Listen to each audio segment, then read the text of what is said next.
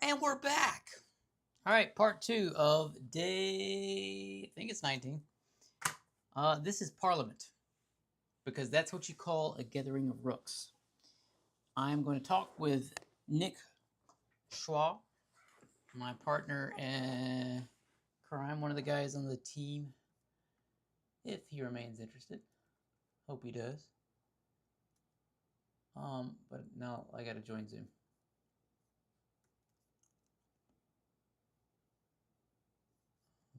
Here we go. Ugh. We will meet.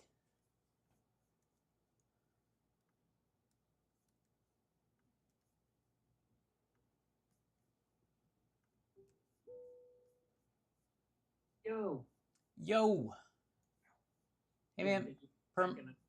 Finishing cooking dinner. That's cool. Per my usual, I'm streaming. Is that okay? Yeah, that's fine. Cool. Thank you for allowing me to be a weird friend. Can we go to a Zoom call? Can I give you a Zoom link? For sure. Cool. This one just ends abruptly at an hour. I'll text message you. Okay. All right. I'll see you in a minute. Yep.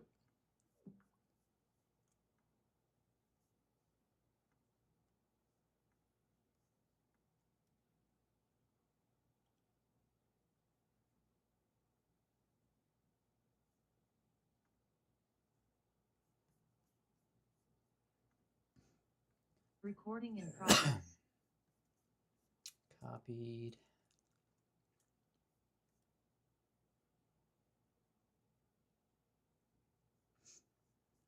Or you, Nick?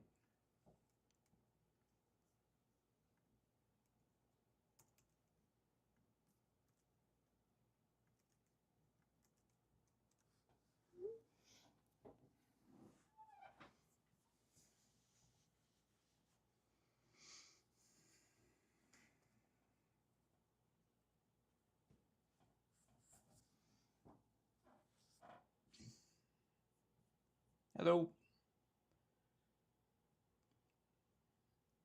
Hello again. Hello. All right. Are you disembodied voice tonight?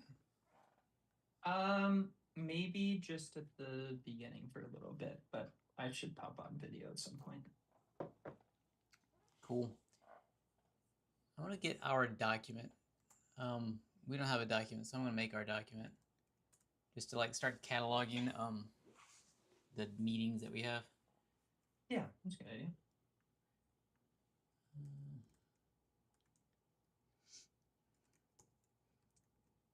This is called Parliament, by the way. I've decided it. Yeah, love it. That's kind of cool, right? Parliament. There's a real branding thing that works well there. Much better than a murder. If we were crows, rooks have parliaments, crows have murders, ravens have a like, and ravens have something else, but it's like really like uncomfortable feeling.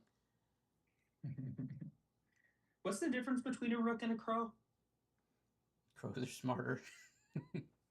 Crows are smarter. Yeah, that's funny. But well, agents are pretty dumb right now, so it kind of works. Yeah, all right. I'm sure we're off brand now. Nick. And I'm gonna give it to Michael too, and hopefully I'll give it to Greg soon too.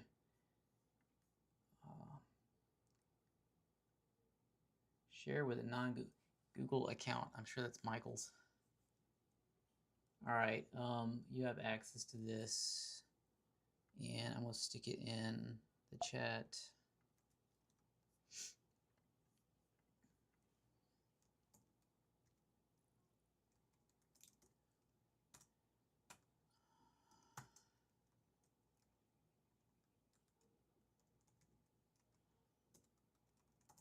Why isn't Rook just doing this for us? I know, right? Like, we're failing right off the bat. Rook should be automatically doing this for us. Maybe that's what we should do. Oh, we totally should, because, like, since Rook can do anything, this is clearly in its purview. I've been having fun. Rook's been working on and off as like I've been breaking it and fixing it.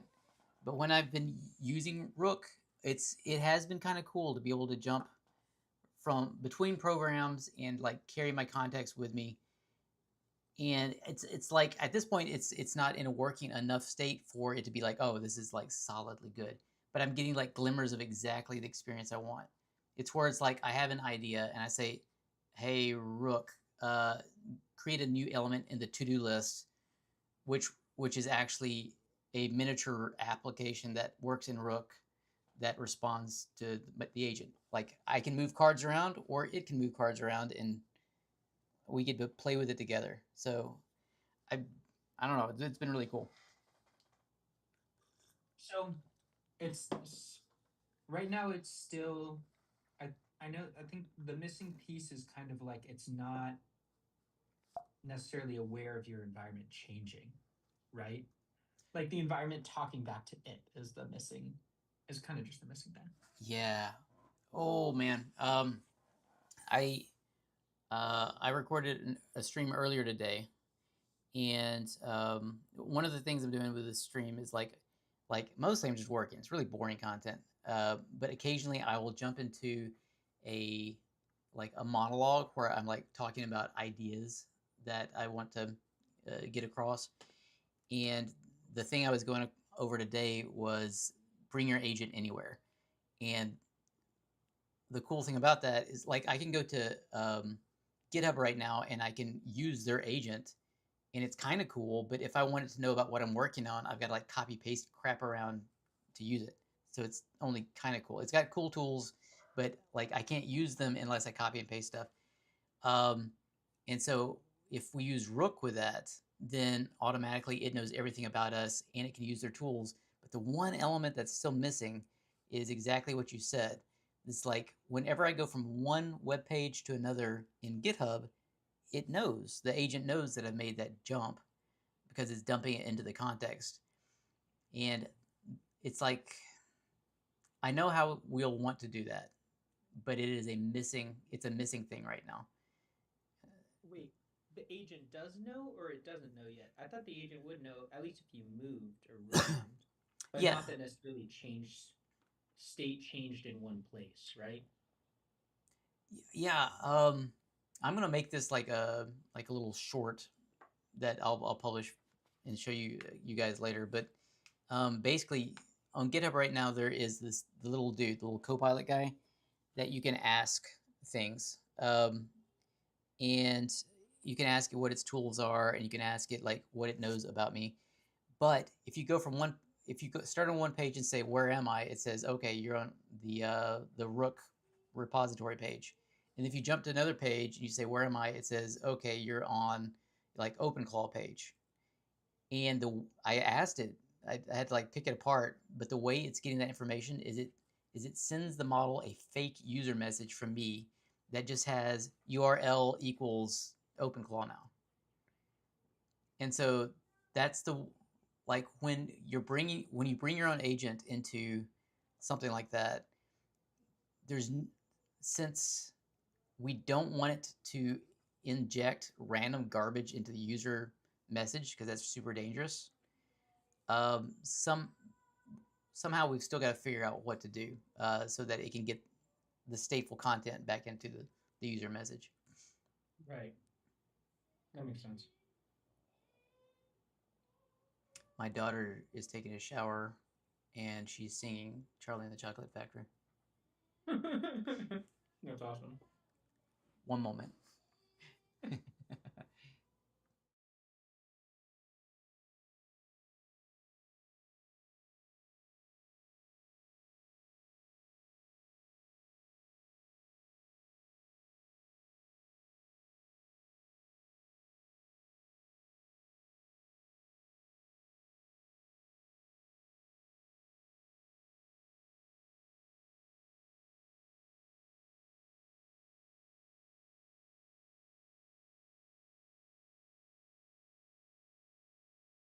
Right back.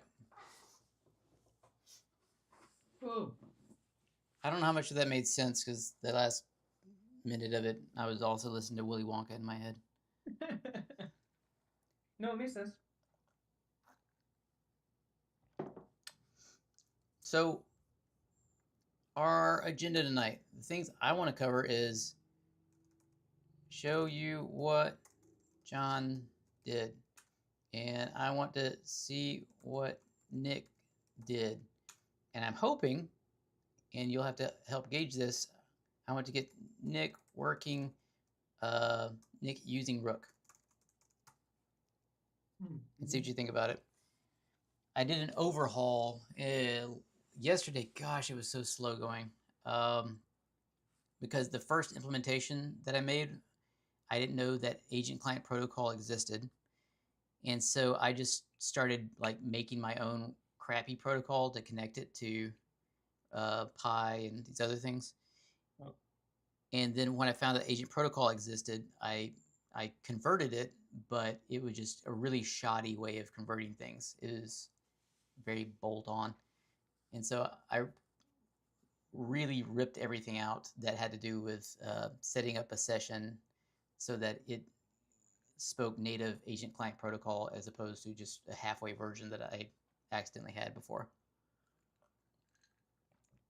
So at this What point, was leading you down the path of the protocol stuff?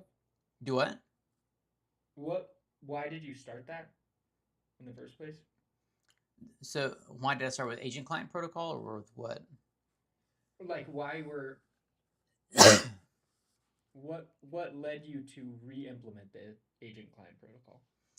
um, so I wanted a unified interface to speak to Pi or Claude or any agent.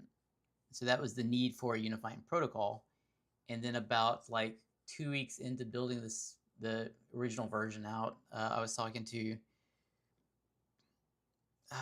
gosh, crap, can't remember his first name right now, but Paul Ustins. He's a Romanian AI author. And he's like, "Oh, are you using this agent client protocol thing?"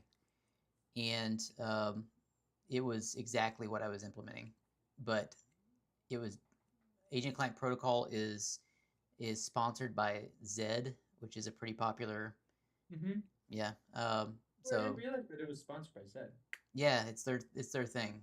So That's it's much better wagon to hitch our. It's a much better horse to hitch our wagon to. Yeah, for sure. May as well use anything that does exist. Yeah, let's not build yet another protocol. That's not vibe code, a gross protocol. What do you want to stick on the agenda? I think that'll do it. I probably have until 9 year time, so like another hour 15.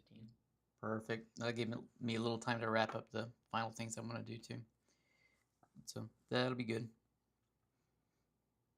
Uh, shall we start with what I did, what you did, or getting you? I think you're using your hands, so we can't get you set up on Rook at this point. Yeah, I'm still eating. Can we do what you did? Sure. Let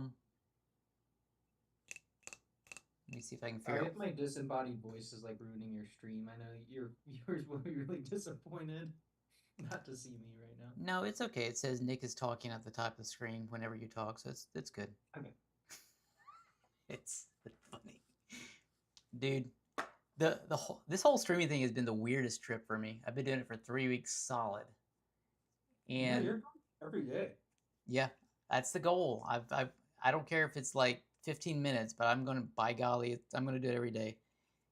And the first like 3 days, I realized I was going to go insane because I was treating the whole thing like it was a talk show the whole time, and I'm just talking to myself.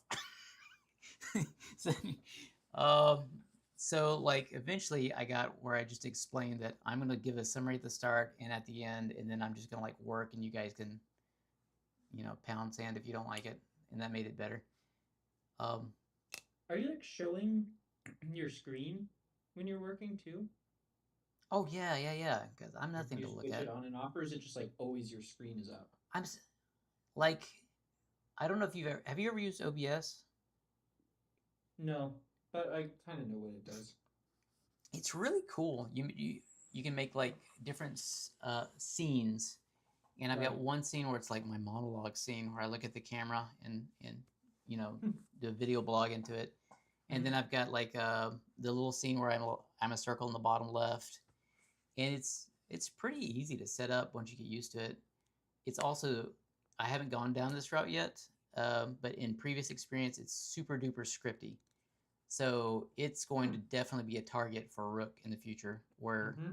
where I say to Rook, "Time for my cameo," and it just like does the right thing. That's cool. Yeah, I think we talked about that a little bit.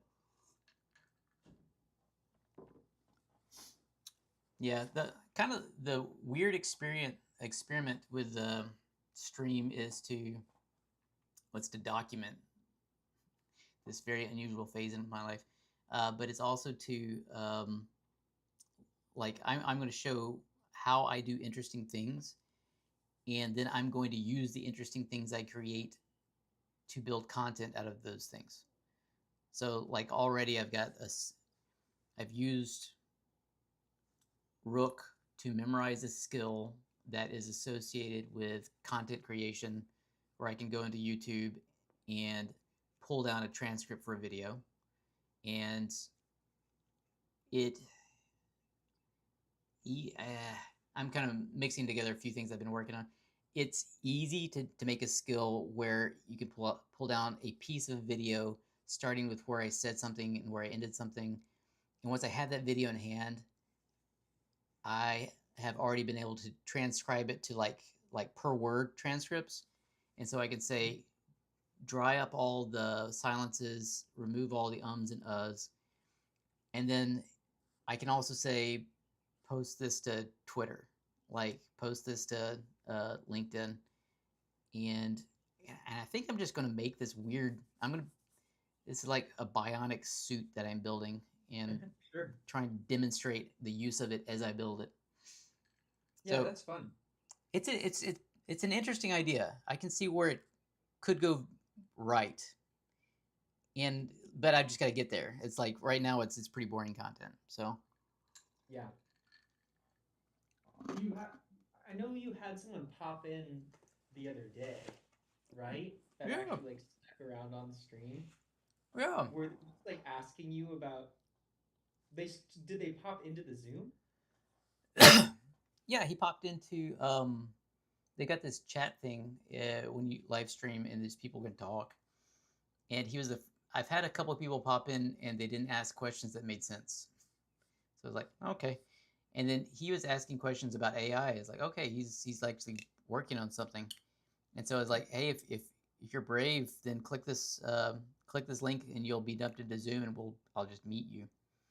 And he's like, oh, okay. So we chatted for like 15 minutes, sketched out a skill that I wanted my agent to learn. I was like, this is gonna take 5 minutes, and you can hang around and you can leave, and I'll do it. And then in the next 2 hours, I did what I said I'd do in 5 minutes. It was great. That's awesome.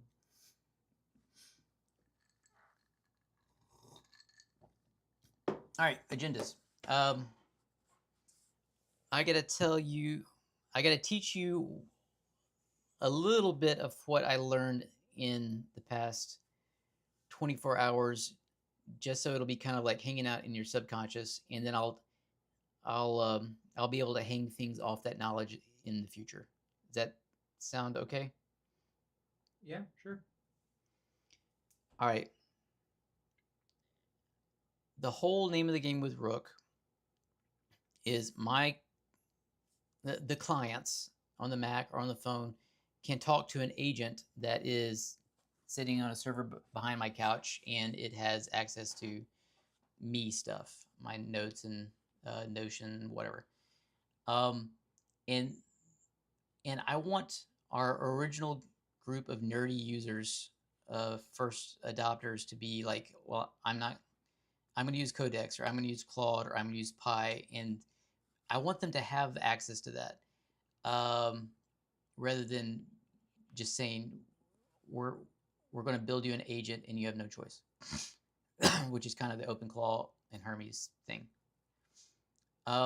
So the way you do that is you talk through a unifying protocol that works for all agents.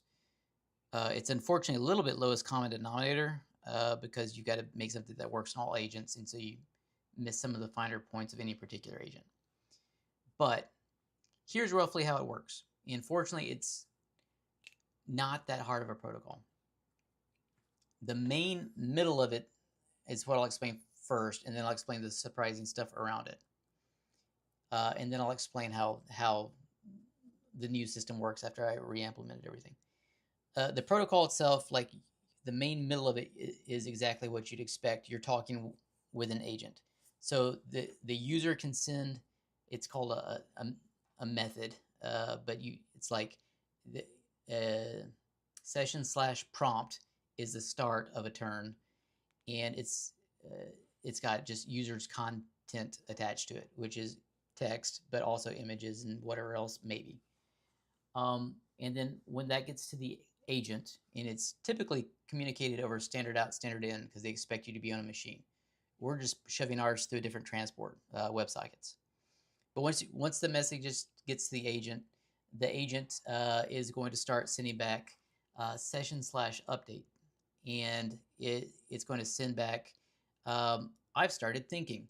These are delta pieces of text from my thoughts. I finished thinking. I've started using a tool, and so you've got thinking, tool usage, tool calls, and tool responses. Those are two different things. And you've got the assistant message itself, and then that's kind of it. There's not too much more to that. The part that I was a little bit surprised about, but totally makes sense, is there's an initialization phase and a session start phase that I completely missed from the first implementation, and it's why things were kind of going off the rails. Whenever you're talking to one agent through agent client protocol, first thing is you initialize, which is this handshake. That's where the user says, hey, I want to talk to you, and the agent says, here's what I'm capable of. And I think even the agent, the client side, the agent says, here's what I can do. On the client side, the client says, here's also what I can do. Like I do these slash commands or something. You can advertise, I do slash loop or slash goal or whatever. And once they negotiate the capabilities they have,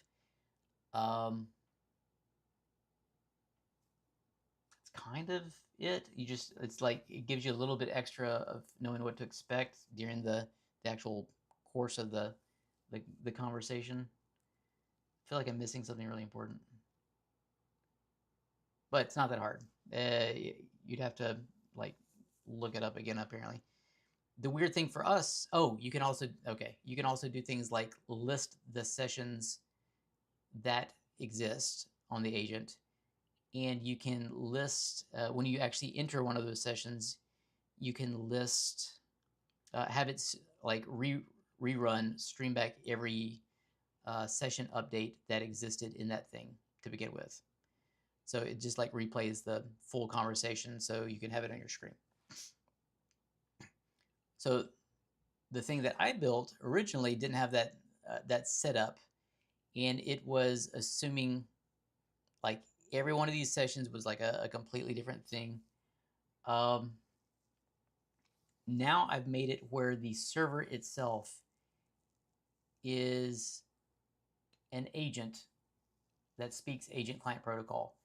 It's just that it happens to know internally, oh yeah, really, I've got these other agents. So when you ask this meta agent, show me all your sessions, it lists all the sessions that go across all of the different types of agents it has access to. And when you initialize something, it knows exactly how to initialize it with I'm talking to Claude code or I'm talking to something else. The only thing that I've added to the agent client protocol, they have a way of extending the protocol. And if you own both sides of that I own the agents and I own the clients. You can do it. You just don't want to do it too much because it becomes less and less compatible. But there's no notion in the world right now that I can tell of having the having the environment push information into your session. And so now if you are in a session that enters an environment with undecided offers, these are all terminology that's starting to exist, then you'll get a session / notification that pops in and says, do you want to look at the capability bundle associated with this environment and decide what you want to do with it. So environments provide offers about like capabilities that you can use, and you get to say, I'm going to approve it forever. I'll approve it this time. I'm going to reject it this time, or I'll reject it for forever. That's like the dichotomy, quadrichotomy. So that's pretty much how it works. It's still got a couple little teeny tiny bugs, but I can tell just re-implementing that chunk took care of a lot of the bugs that that I've been dealing with. I also had two really cool side effects, and then I think I'll be wrapped up. One cool side effect of the work I did is I was getting into finicky like UI stuff. It's like this doesn't work because it thinks the message has not ended yet and still got the little spinner. And I got tired of like describing what I was seeing. So Codex has computer usage now. Have you played with Codex at all? Yeah, that's actually what I've been using to build Ooh. this stuff out because I had a Claude subscription for a while, but I get a lot more usage out of Codex, it looks like, Yeah, than Claude just is eating everything alive. So the world is noticing that right Plus, now.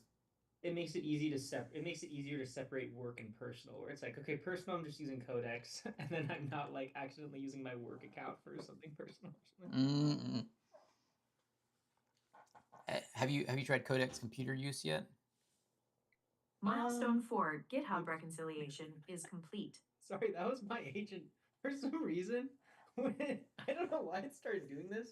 It started talking to me every time that this Codex. It started wanting to like tell me that it was done, and I was like, I never asked for you to do this. I think that it's reading.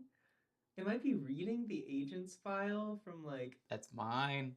I did that to you. Just like. You get Um. we can I figure don't out how know. to turn that off. No, That's the it'll be Macintosh say command, I think. yeah, yeah. It'd be easy for me just to say stop. But I forget what I was saying now. Oh yeah, I haven't. I've only been coding with it. I haven't like. Right now, to me, I'm like, oh man, Cloud Code's much better. It's easier to like get it into auto mode and have it use the stuff that I wanted to use. But I'm sure that's not actually the case. I've been Personally. learning so much about that. I think the Claude Emperor's clothes are falling off. Which I'm not sure I'm happy about. Like I want Claude to be strong too, but they're gonna have a rough quarter. I can tell. Yeah. All right, so two more things and I'm wrapped up. The in order to like debug this stuff, I've been talking. I've had my Pi agent tell Codex to execute this prompt, and the prompt is use computer usage to look at Rook and click these buttons. And that keeps all the context of like, oh, where's the button, all that crap stays inside this like bash command as far as Pi is concerned. And it's got pretty good, but it works. It can see stuff and do things. And so that helped a lot. Still a little bit clumsy. So the extra thing I made is like, well, maybe some of the problems I'm looking at are not in the client. They're actually in the protocol still. So I made a completely new client from scratch.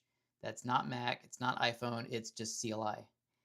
And it's great because the agent can call this guy and it's all text and doesn't have to do computer usage and stuff.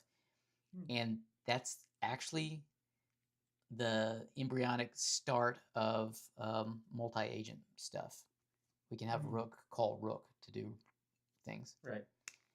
So anyway, so that's everything I've accomplished in the past 3 days. Sweet. Can you show me any of it, or is it like you're in a half state on some of this stuff? I can, but I was trying to think what would be a good demonstration. Well, okay, I'll just show you something, and then you ask questions. Mm-hmm.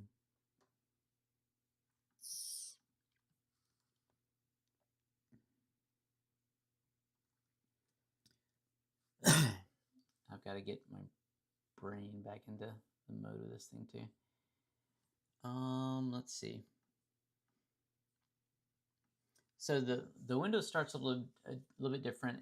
Instead of like figuring out which agent you want to talk to and then starting a session, you can just like choose your agent. You can type in the name of your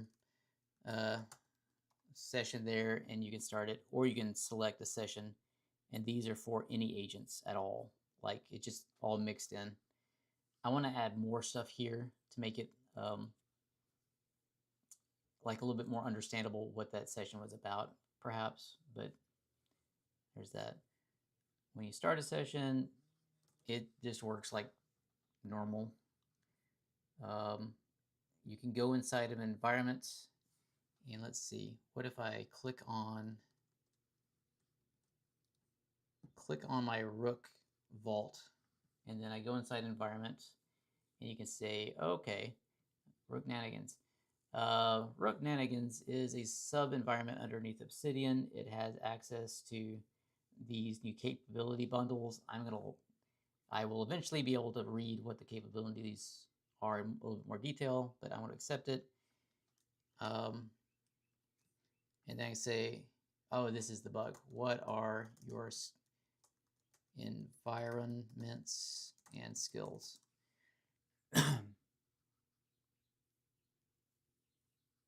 Yeah, so it knows the environments that it's in. And I think that means it also knows where it can write to if we wanted to save something. But no, okay, it's got it all. It's not a bug. Cool. The only thing I need to see is if I can next time I'm in the Rooknanigans environment, have it greet me with a warm welcoming gesture using Macintosh's say command. And I have no idea if it'll get this.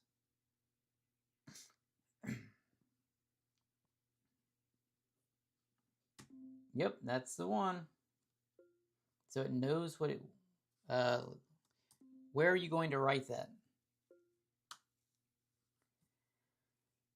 So it knows to make sure it's writing to the right place. It knows it's going to write it to an agent's file. And it, yeah, okay. Yeah, sure, do that. I thought this was a bug that I was going to have to fix. I'm going to go to bed earlier. There are some bugs that I have to fix, though.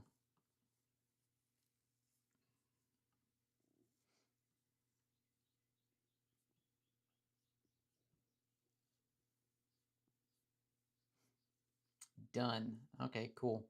So that means that this is written. Now on my local, let's see.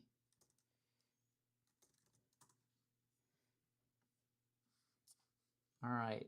When entering this environment, greet John with a warm welcoming gesture.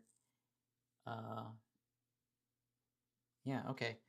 I don't know if this will actually work because I don't think the way I've set up the prompt is quite right, but I'll do session 2.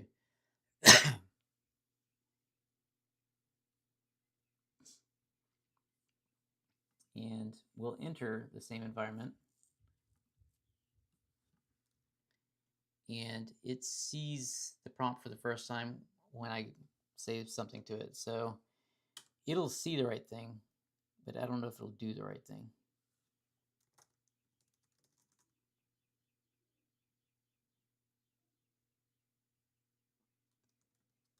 Well,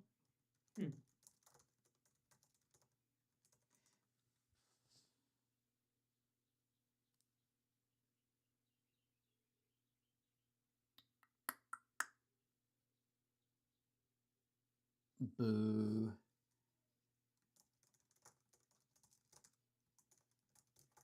It might still be a bug.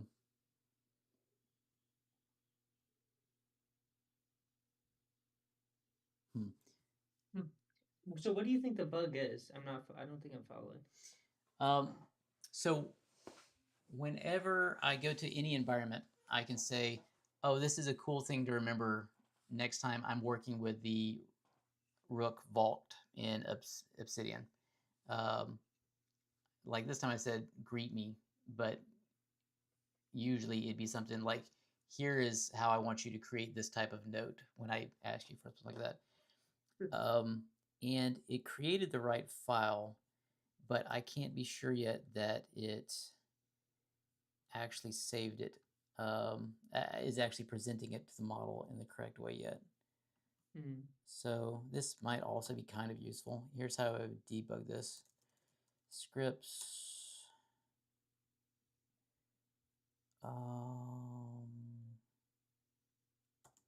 Tail logs.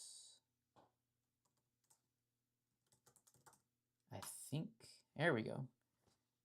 All right, so this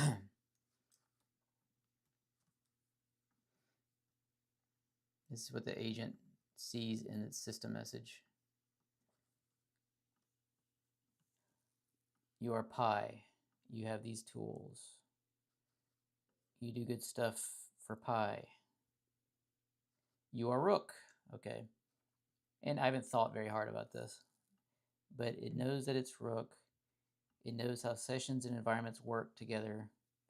It knows what bundles of capability are.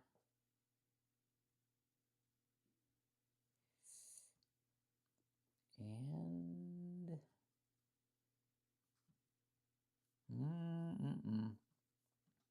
I think it lost something important.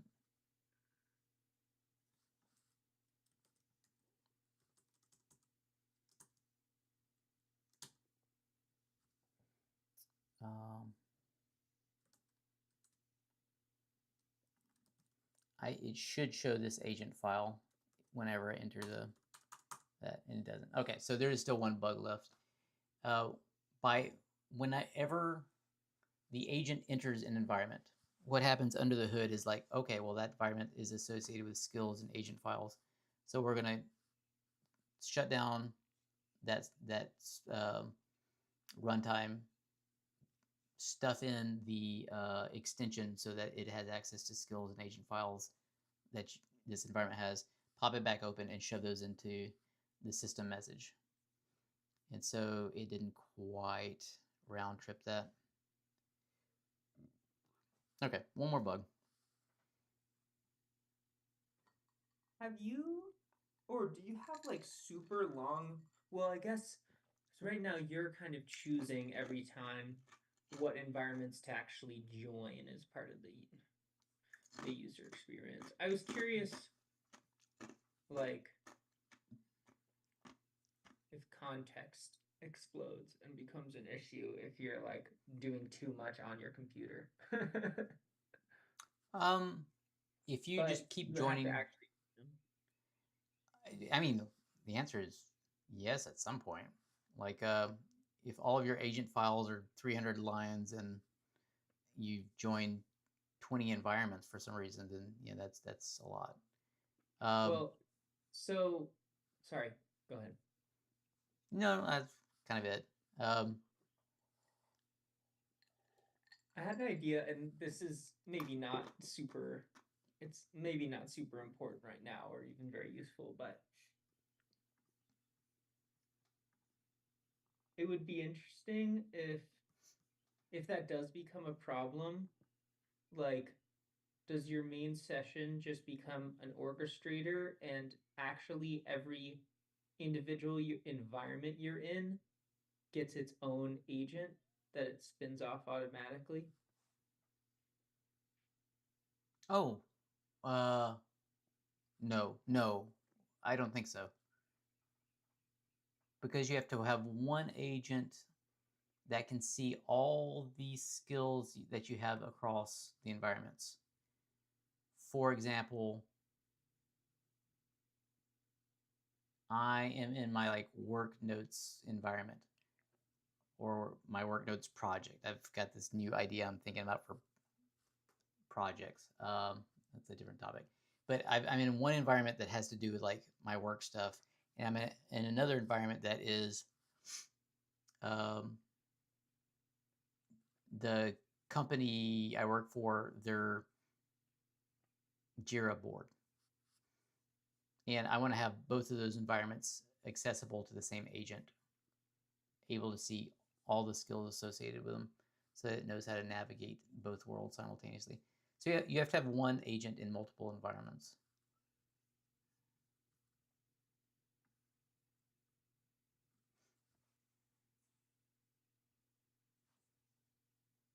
I guess it's probably not a problem because we're not running into like any context issues yet. But I wonder if that's actually true, or if instead you can just have them communicate with each other. Yeah, And sorry, go ahead. everything's up for debate at this point. Like these are all bets that we need to figure out how they play out. But Oh my gosh, it's still talking to me. do what? The my code like. Oh, I didn't hear it this time. Okay, cool.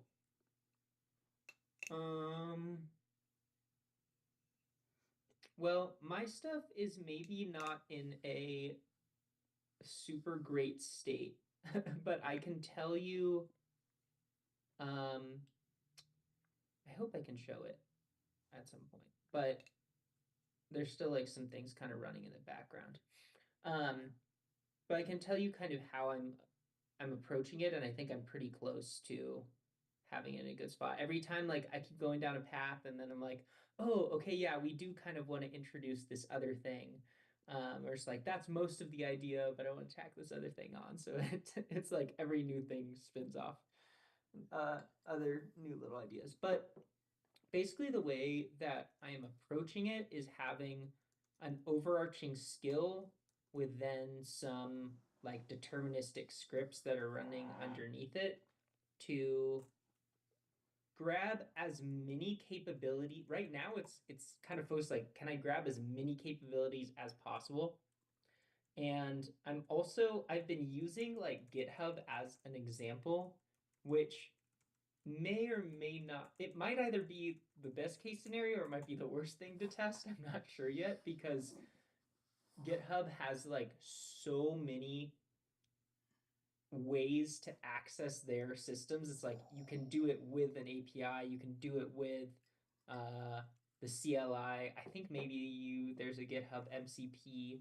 So it's like really I can use this one thing to like grab a bunch of capabilities. But the first kind of path, the like main path that exists right now is essentially like, okay, the skill essentially tells an agent like, I want you to go discover the capabilities of this environment, for example.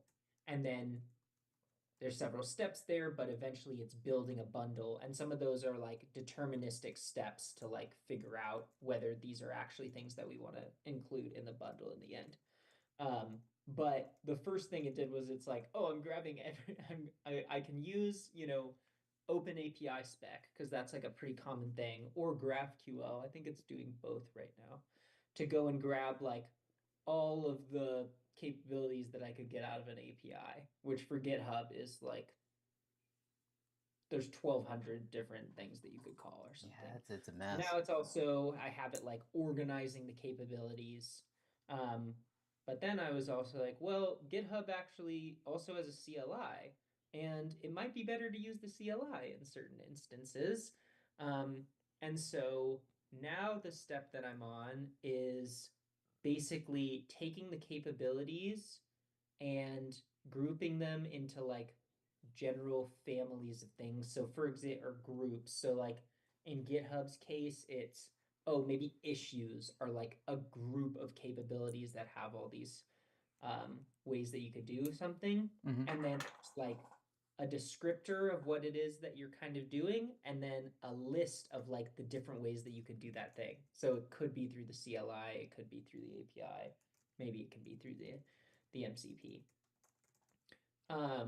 So that's kind of the path that the pipeline is going down, and there needs to be like different adapters for each step. So there's like the API adapt, because the first step is like try to get all the information of the different ways that you could interact with this system. Mhm. But and so it's doing that, but now I need like more specific adapters to be like, oh, okay, you found an API, like here's how you sort through the API and figure out like how to split up, how to turn that into a capability bundle essentially. And then you need the same thing for a CLI, and it might be different if you're like using an app, for example. Like doing the research and then it's converting it into an output skill or an MCP server or everything. It's not. Here, let's do it. So it's right now, it's not actually outputting a skill. It's outputting, I forget if it's JSON or YAML, but it's outputting, I think, JSON that describes basically the things that it describes the capabilities that then you could bundle together to make skills.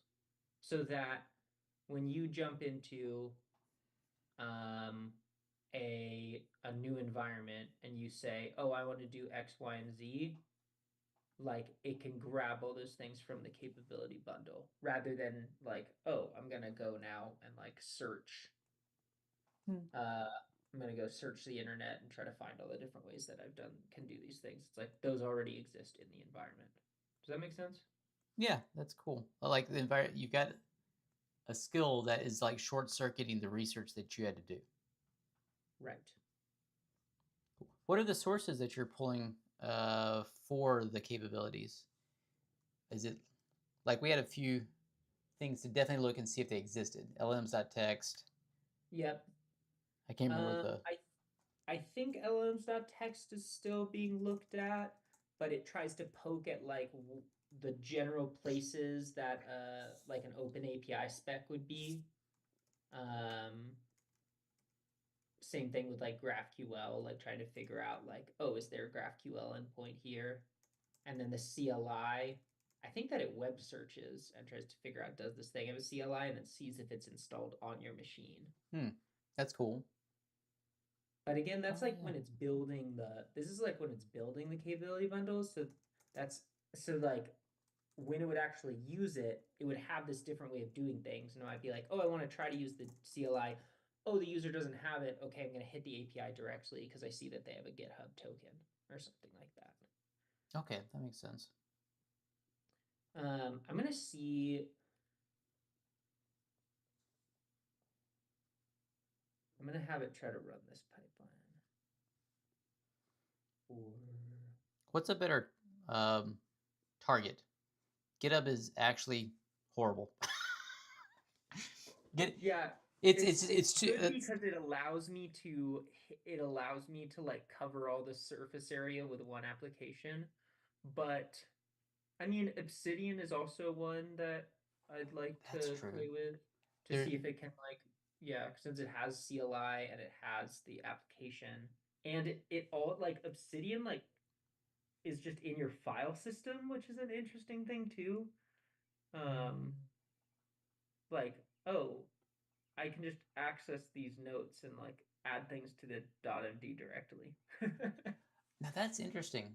So if you're looking for capabilities of a website, then you're looking for like an API or GraphQL or LLMs.txt. I think HTML forms too is in there. I have to go back through.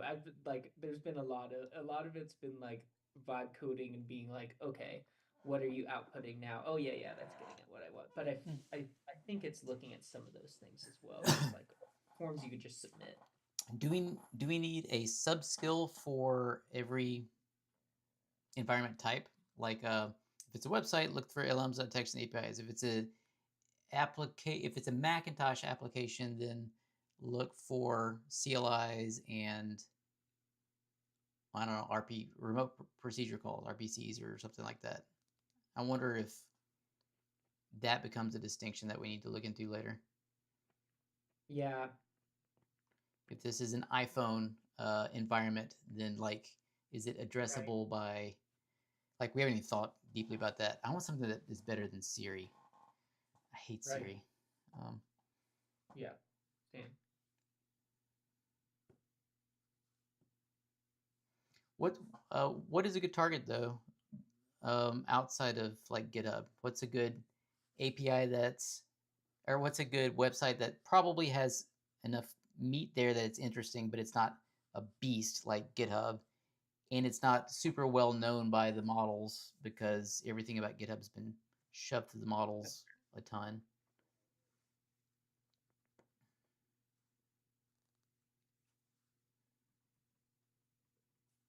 I'm thinking about, I feel like so many things that I use are just like totally covered by models.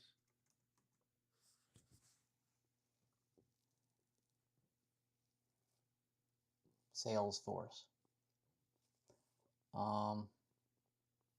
Target, the store, or any big box store. That's actually not, yeah, like, that's actually a good idea. No, it would, okay, this would be kind of an interesting one. Because since you talked about Kroger, since it's also a location, is to do, yeah, like maybe Kroger or something. They also have a phone app. We can put you online with a helpful representative in 5 minutes. I 10 years ago I was in a Walmart and you could like scan something and it would tell you what aisle to find a thing on, or you could type in. So 10 years ago, data sets like this existed. I wonder if we actually look for it. I think I did this a couple weeks ago and found evidence that Kroger's or Lowe's or somebody did have per store maps, but I didn't look into it very deeply. If we could pull off my goofy story of walking into Kroger's and it just tells you where to go, that'd be so cool. Aisle 6. Get your cereal. All right. I would love it. I walk into Kroger's and I'm clueless. My wife does that stuff. I don't have a car. I just get my groceries delivered most of the time, and then I don't have to walk into Kroger either.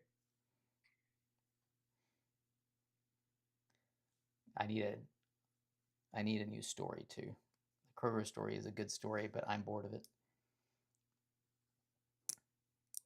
For a future conversation, we need to figure out like our magic moments that we want to hit. I do have several. What else wraps up your side, and then I want to see if maybe we can like play around with Rook a little bit and get you dog food in this.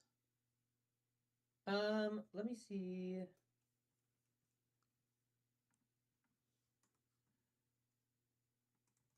Let me just show you like what it's actually.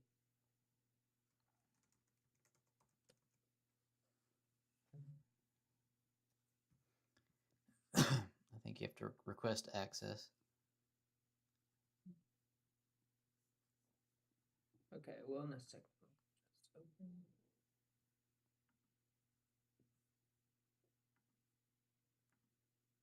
I'm gonna see if I'm gonna show you like what it actually is.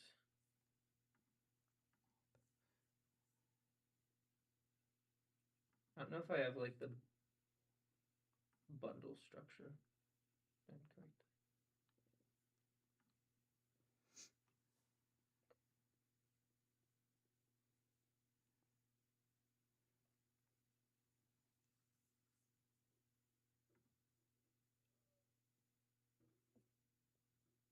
Yeah, this is interesting. It's probably like spitting out a lot more information than is really needed. But here's an example of what it's spitting out.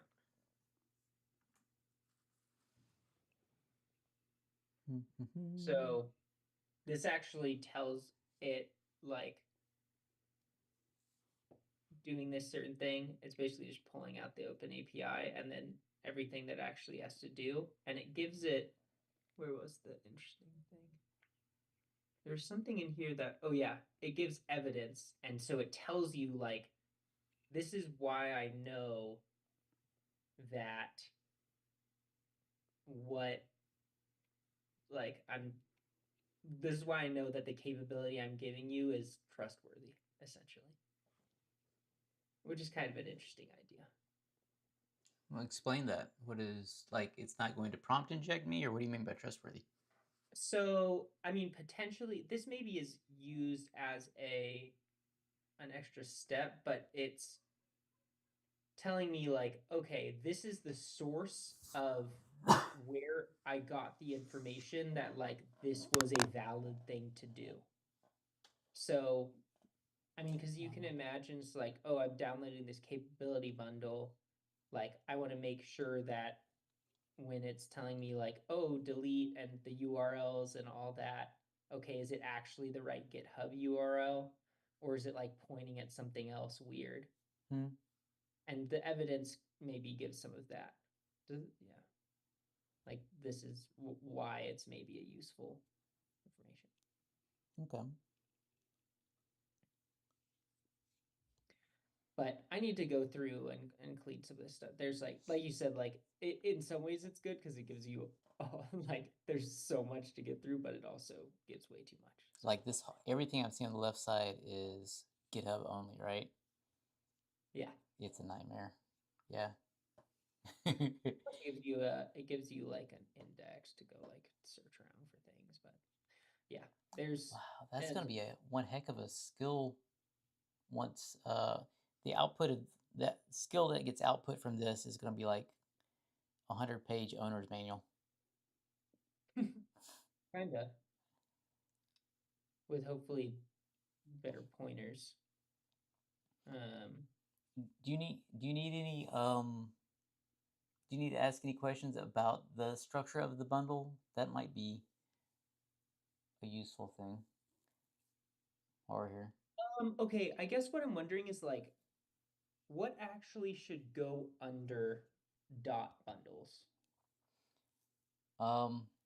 Let's look at an example inside the Rook repo. Yeah. You want me to share my screen, or are you gonna share yours? I thought I had it pulled up, but You do it. Muscle memory.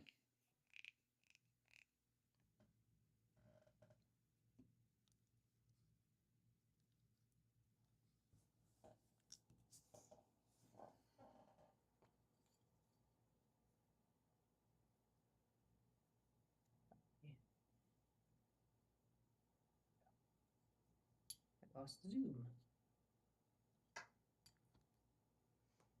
So I guess like what makes a bundle?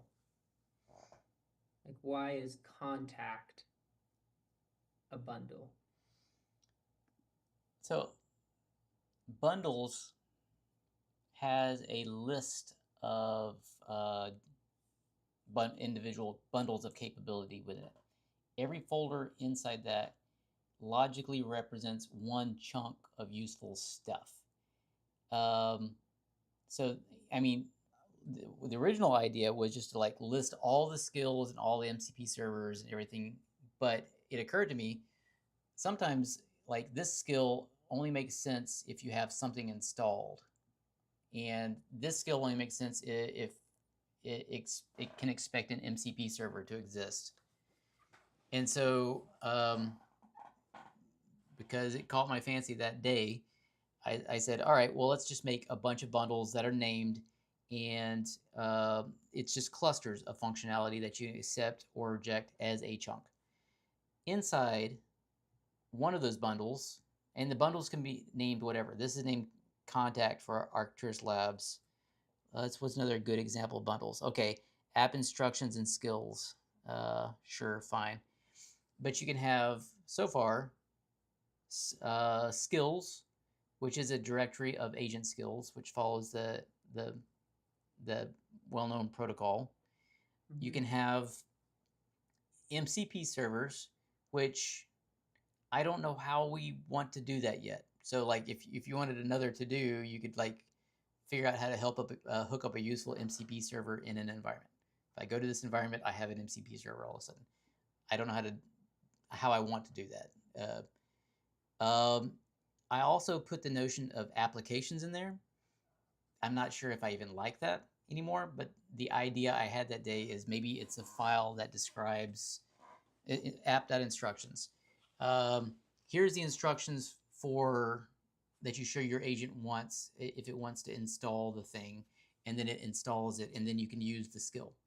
But it occurred to me, just stick all that crap in the skill, and you just have a reference that says if it's not, check if it's installed. If it's not installed, then here's the, in the context of the skill itself, you can say here's the instructions for installing it.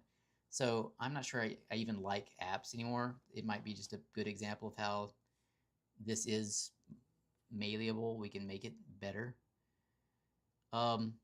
Stuff that it belongs logically in there, but I don't know what to do with it, is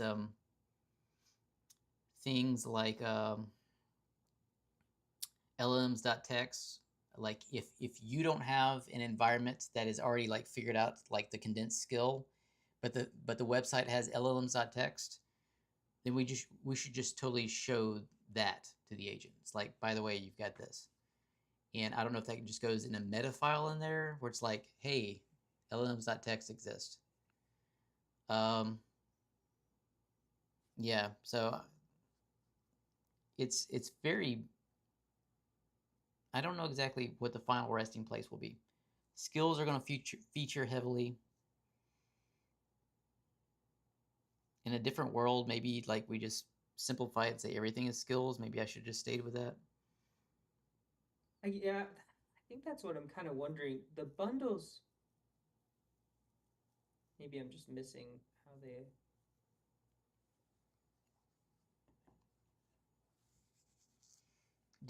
Do we need MCP servers? Like, does an environment paint me a world where it makes sense to only have skills in an environment, and then paint me a world where no, you have to have these other things? You could have both. I guess just the organization into bundles isn't totally making sense to me, because why not just bring it a level up, and then my skill is my invalid bundle, and then maybe I have a separate thing that's an MCP.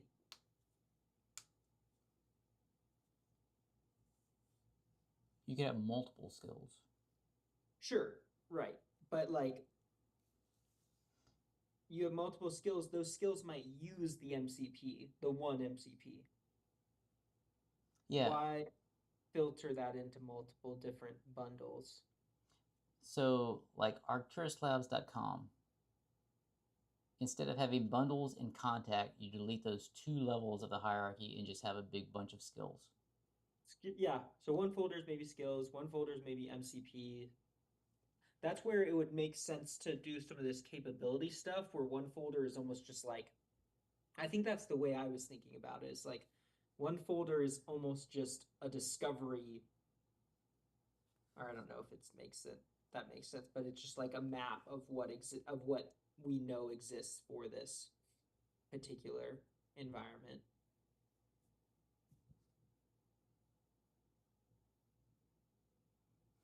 That you can then use to build skills.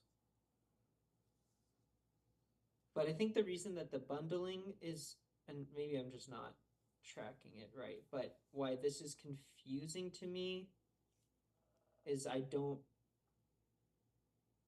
like, I think I would usually want to be, I'd have a skill, but then it's probably going to be combining these things together. Hmm. Like Yeah. skills can even call other skills, right, to create more of a pipeline. Yeah. And honestly, like tonight, I agree with you. When I added this extra indirection, I agreed with me. But it feels like tonight. It feels like overkill. So I don't know. I think it's important that you understand my attempt here, but also it's like I don't know. It feels like it. Do we need the extra indirection? Like maybe we should, since it's still early on, maybe we should just get rid of dot bundles and contact dot bundles in whatever the name is, because that's a new name you have to have, and then replace it with dot skills. It does have to be a dot uh, because the sub environment underneath arcturuslabs.com is plain text without a dot. So dot is special, but you got like dot skills and dot MCP and dot meta. So, because is part of the reason here you're like, oh, someone might go in and they want to accept the app instructions and skill in their environment, but they don't want to load the testing fixture.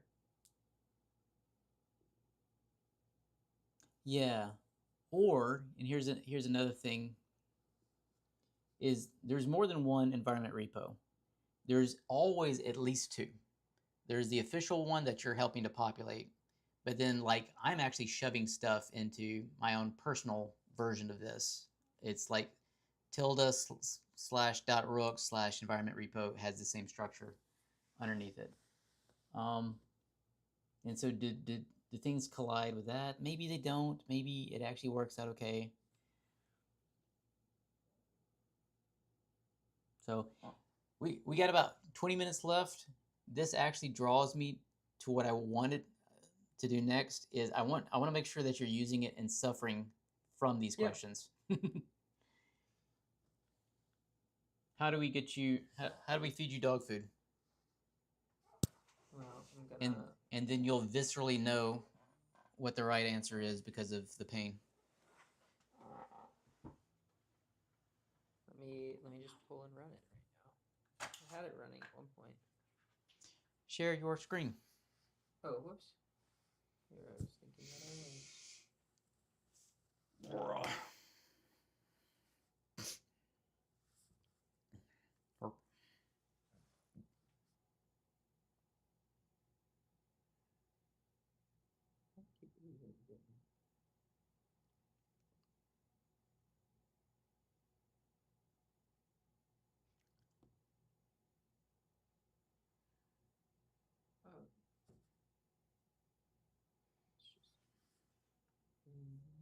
Let's go down.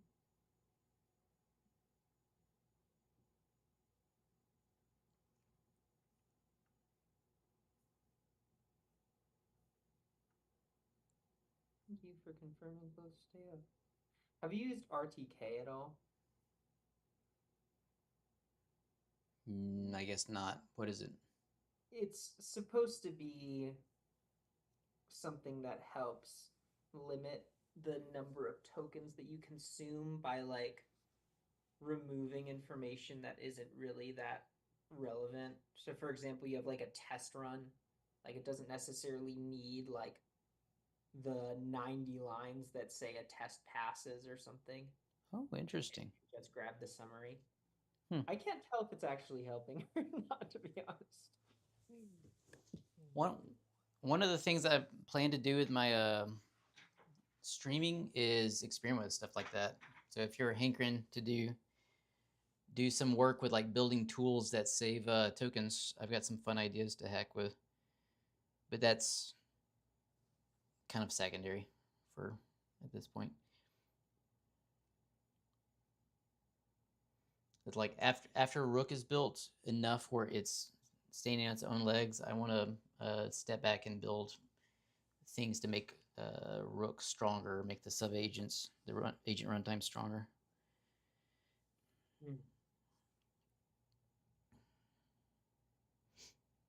Why this is taking so long?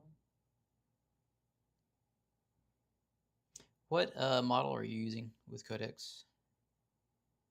Soul right now. Cool. Where'd the Mac app go? Do I just have too much stuff in here? I feel very cheap, but I always use the Midland model, the one that's medium. I was using GPT 5.6 last night, Terra, and I kept saying, keep going until you're finished, and it kept like stopping. And since I'm using Pi, I don't have Loop, so I'd have to build it myself or borrow it. But I went to GPT 5.4 and it just keeps going. It does not stop. It finishes. And DeepSeek V4 also finishes. It just keeps going. So the models have different personalities. It's really weird. Yeah, that is really interesting.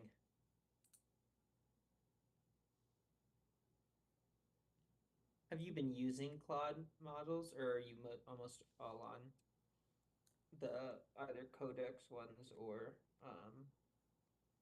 I was experimenting a lot with the Claude models, and I still think Claude for natural language stuff that I'm playing with is better. Period. But it's expensive. Yeah. Yeah, it's so, I mean, Fable just it can do some cool stuff, but it's ridiculous. All right. Okay. You're what was broken it? in a way that I'm familiar with. Yay! Okay. Here's my yeah. Hello, Mr. Agent. Where are we? Oh wait. No, I started this is my session. Whoops. Yeah, that's right. Okay. Now I can talk to it. Do you still type with your hands? How gross. I know, right? I can't get into talking to my computer for whatever reason. It took me a little bit, but it's easier now. Although, whereas my hands used to hurt sometimes, now my voice is sore. I'm getting repetitive stress injuries in my vocal cords instead of my hands. Isn't that weird?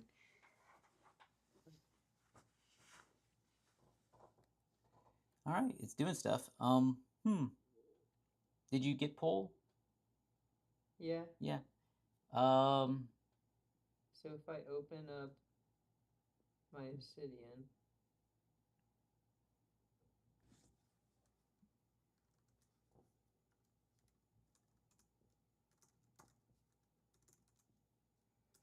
yeah, I think I've got a few things that are still out.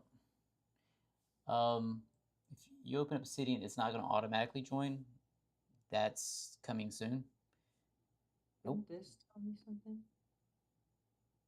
Oh, here's another thing. I need to fix this too. Go back and go back again. In capabilities, you need to grant context bridge. Oh, cool.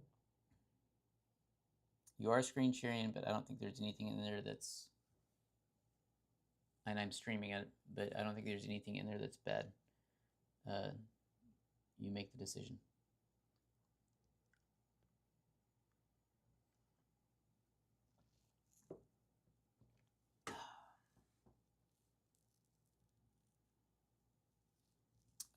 Where's Rook? It should be there. Rook should be there instead of giving it to where Rook is running. Is that the way it works? When I click grant for context bridge, it populates that list with Rook. Although I honestly don't know how.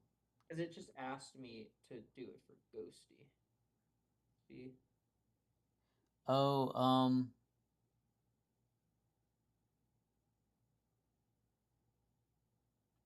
Ghosty is running Rook for some reason. Does that make any sense? Yeah, it's my terminal emulator, so.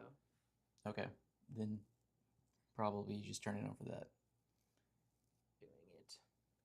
Yeah. Now click on environments and see what it says. Can you like refresh it somehow? Yeah. Let's see. What's that? Is that refresh? What does this do? I don't know. That's stuff that Greg put there. I'm working through it. Okay, I'm gonna start a new session. Yeah. You might I'm want gonna to. get rid. You might want to kill Rook and just redo it too. Do the nuclear option. Go to terminal inside the repo. Do you remember those things? A repo? And you'll have to run one of those scripts in there.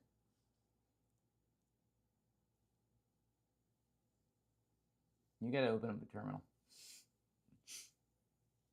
Why are they making me press this again? There you go. Scripts/run-rook. Does it restart it? That's what And you got to do whatever thing you want to restart. So server space Mac. Well, yeah, those two should do for now. But there's also iPhone and Android in there as well. Okay, that's a little bit surprising. How's that possible? you just type codecs. Let me see if this worked before. I wonder what it's doing differently.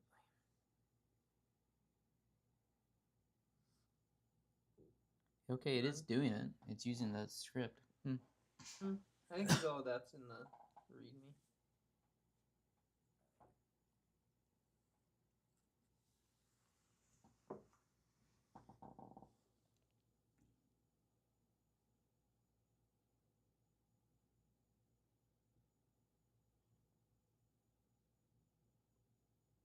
I wonder what was angry. What it's angry about this.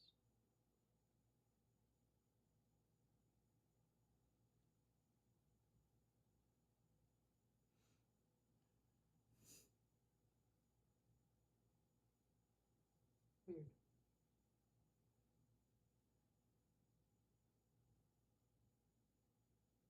Doesn't like this.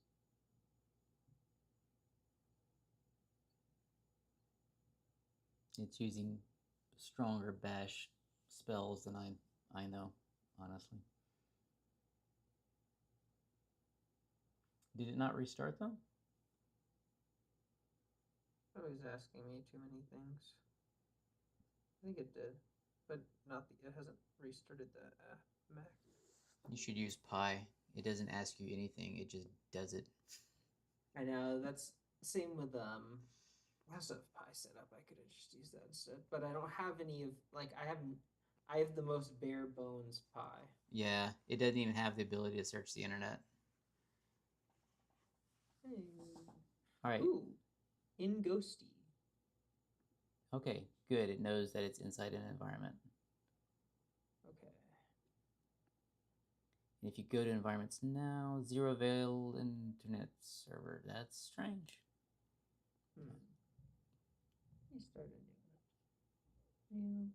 Yeah, I bet that's not it. They're distinct subsystems, so we'll probably follow you.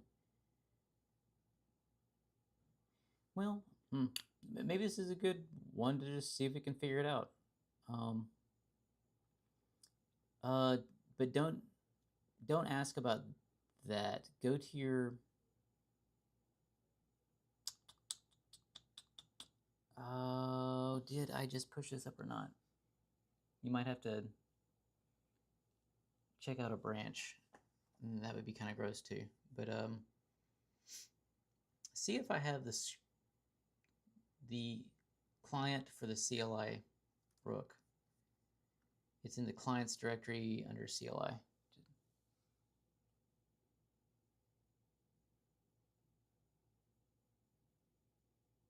No, okay, crap.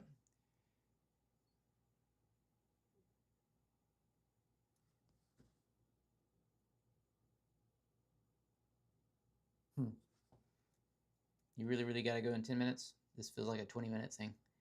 Yeah. Yeah. I've got one bug that's on my side, and I was thinking about. Ooh. So okay, wait. I'm sorry. Why does it know it here? Yeah, that's just a fabulous question. I'm gonna see. Let's see.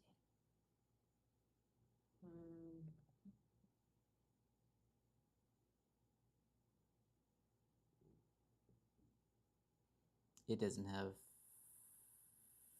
access to that. Yeah.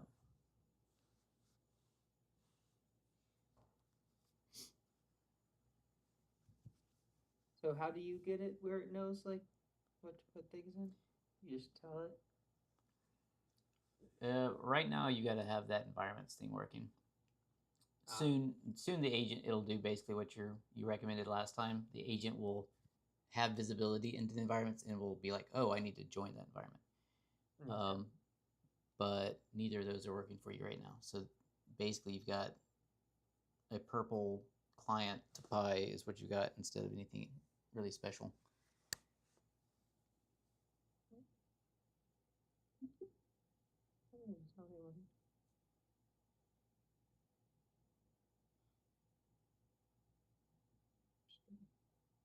Oh, codex. Oh, that's gone. You know what?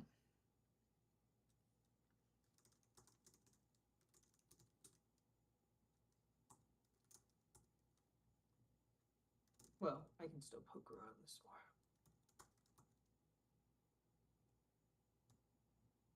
Environments request itself is returned.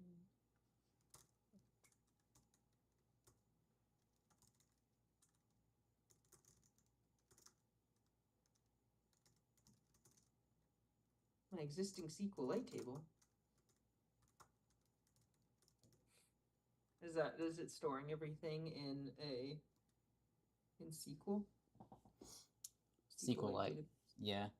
The architecture I'm moving towards, are you familiar with like a layered architecture?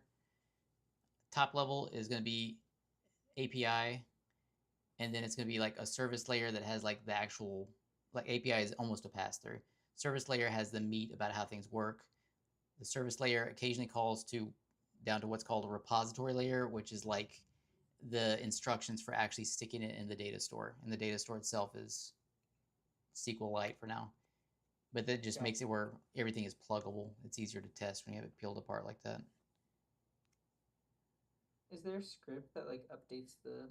I would have thought maybe run Rook would do it. I guess my database is out of sync. If you can, for right now, you can absolutely just obliterate your database, and it's not going to hurt anything. Delete it. I can show you where it is. Well, that wouldn't be any fun. I think it's kind of fun. Oh, I don't actually tell the agent to do something like that. By the way, when you start using Pi, don't tell Pi verbs like that. Obliterate. Yeah.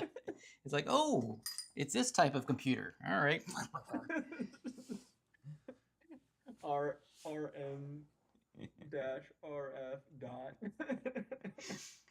Remember, I'm pulling transcripts from our conversation in the future, so that I can cut up like videos for it. I'm afraid I'm gonna like prompt inject my own agent when I pull down a transcript someday. That's really funny. Yesterday I was talking about deleting my computer, and tomorrow I delete my computer. I just merged everything I've done into main and pushed it. It has one known bug that you're not going to be teasing much with anyways. You might want to pull that real quick and just see if that works. Everything works for me except for this one small bug I know. I had the wrong window open, no wonder.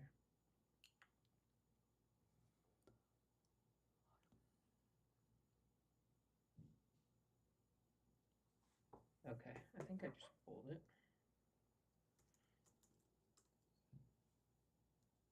Share screen if you need to. It'd be nice if it just worked, and then we can say Peace. But I know you gotta go in 5 minutes.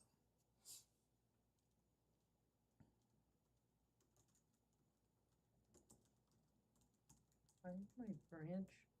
It says my branches diverge, but I don't know what's changed.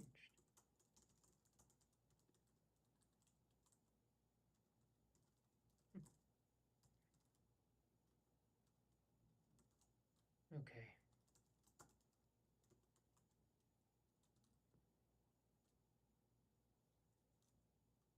I'm restarting it. You gonna share with me? Yeah. Once it's.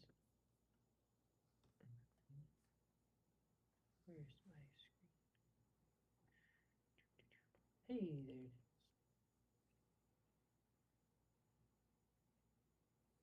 At this point, you might want to obliterate your database.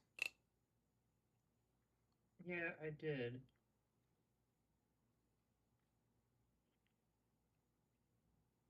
Are you sure it was talking about the right database? It was the lack of context around which database. There's only one database with Rook, so I mean, you should be good. But I've been using Rook in the full range of my whole computer for about 2 months, and so I'm always very explicit with what database I want it to obliterate. Environment decisions. That's when you have a bundle of capability and you gotta decide if you want to keep it or not. Chat was not found. At this point, you do have, because I pushed everything, you have the Rook CLI. It's a client that lives in your terminal. So you can tell the agent, hey, just look at the CLI and see if you can figure it out.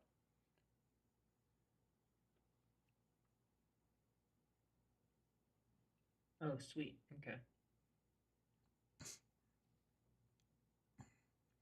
And Gotcha. also inside agent skills, it has a debug, which understands how to use the Rook CLI.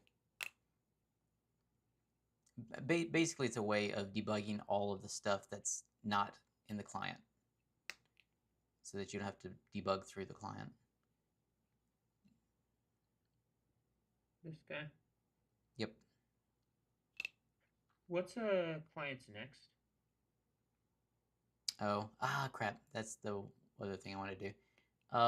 Clients next and server next is deletable. I'll pull them out of main soon. It was my scratch space as I was learning stuff. I was going to pull everything into that, but instead I just learned stuff there and pushed it into the old client, the old server.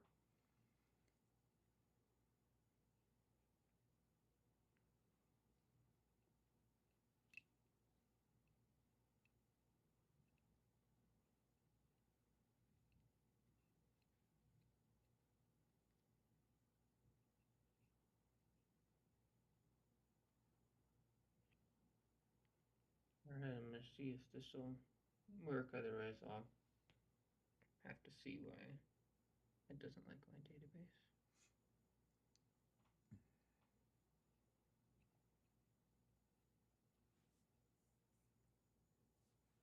Sad.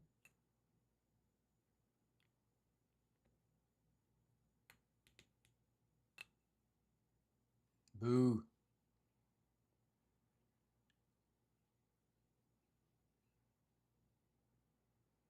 Alright, I'll figure it out. I'll fix it. That skill's helpful though. Yeah, that'll be helpful. And you can figure out if it's in the server or the client. The debug skill also assumes you've got codecs, and it will tell it to use computer usage to click through stuff if you need that too. Oh, nice. Okay, sweet. Okay, cool. Have a good dinner. Tell Devin I said hello. Is she still singing an opera? Not at the moment. She's been for a little while like trying to find a good choir, but it's hard to find something where it's like it's both a high level and fits in her schedule. Yeah. That's been a challenge. Is she a trial lawyer or like No, she's like a contract or? corporate. So yeah, she works for a firm, so she's doing it's like all transactions. She does a lot of stuff with like affordable housing and various like loan transactions and stuff for Because I was totally envisioning like a future like courtroom opera in that, some production. Well, maybe she'll be inspired at some point, but she likes transactional law. She's never really been interested in litigation. Sounds cool. All right, nice chatting. Yeah, let's keep me posted.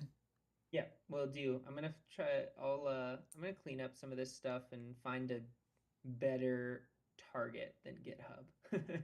Yeah, just get like a handful of them, a varied set. That would be a good thing. And see if you can get this thing running. I think that would really help you get in the mind space and get burned a couple times, and then you can say, Okay. yeah. Sure. Okay. All right, sounds good. Thanks, John. Yep. Thanks, Nick. Ciao. I'll talk to you later.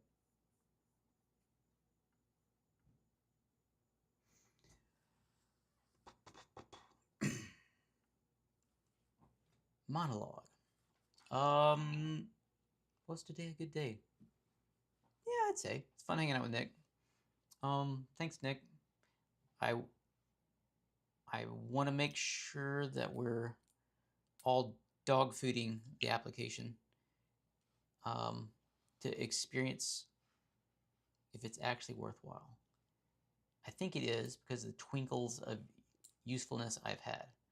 But if you watch closely tonight, there's still a lot of uncertainty about exactly how we want to organize environments, and like, is it really just the skills that matter? That's how I started, and then I started creating more complex bundles of stuff, a skill combined with a MCP server or something like that. I don't know. I think time will tell. Anyway, that's it for now.